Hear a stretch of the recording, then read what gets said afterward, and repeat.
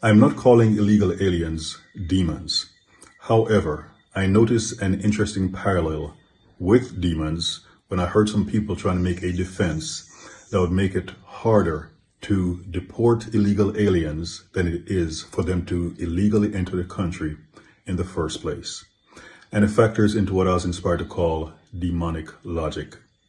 Now, a person can illegally enter the United States, and some people are trying to make it harder for them to leave than it was for them to enter in the first place. And that is how devils operate. They will try to enter a person's life illegally. They will use guerrilla warfare.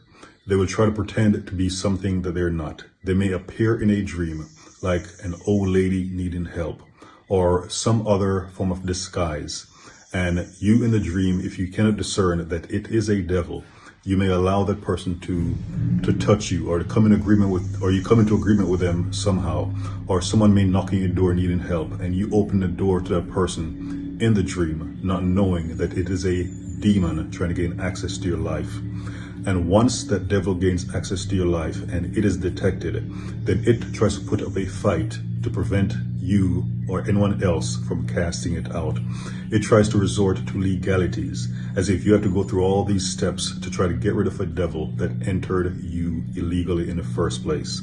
So I just saw this interesting parallel to how people are making a defense to make it harder to get rid of an illegal alien, especially those with violent criminal histories, to get rid of them than it was for them to gain access to the country in the first place. Just an interesting parallel. I pray this message blesses you. God bless you, and Jesus the Christ is Lord.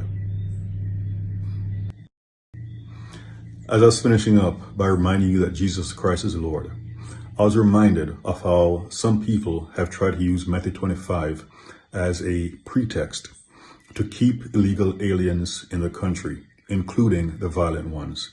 And in Matthew 25, the Lord spoke about even visiting prisoners, and how you treat the least of these is how you treat him. However, do not be fooled. When the devil tried tempting Jesus, he quoted from Psalm 91 in an effort to use scriptures to get Jesus to sin. Remember, heaven is a gated community. Everyone doesn't get opportunity to get in. Remember, Satan and some angels rebelled against God, and they were quickly given due process, because the moment they were found not worthy of being in heaven, they were cast out faster than lightning.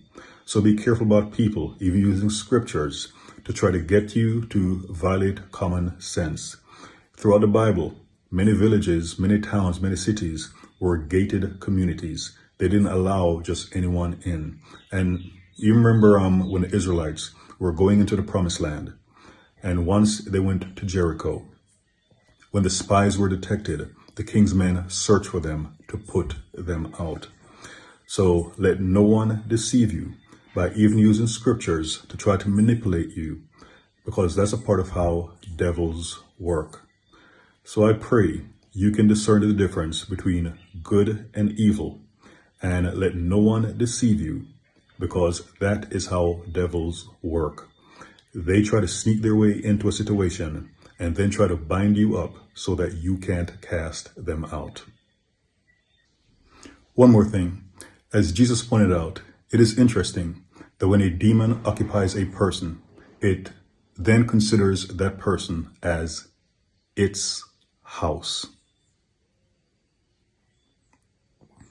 The Lord said all souls are his, but those demons have the nerve to consider a person their house, as opposed to the pits of hell where they belong.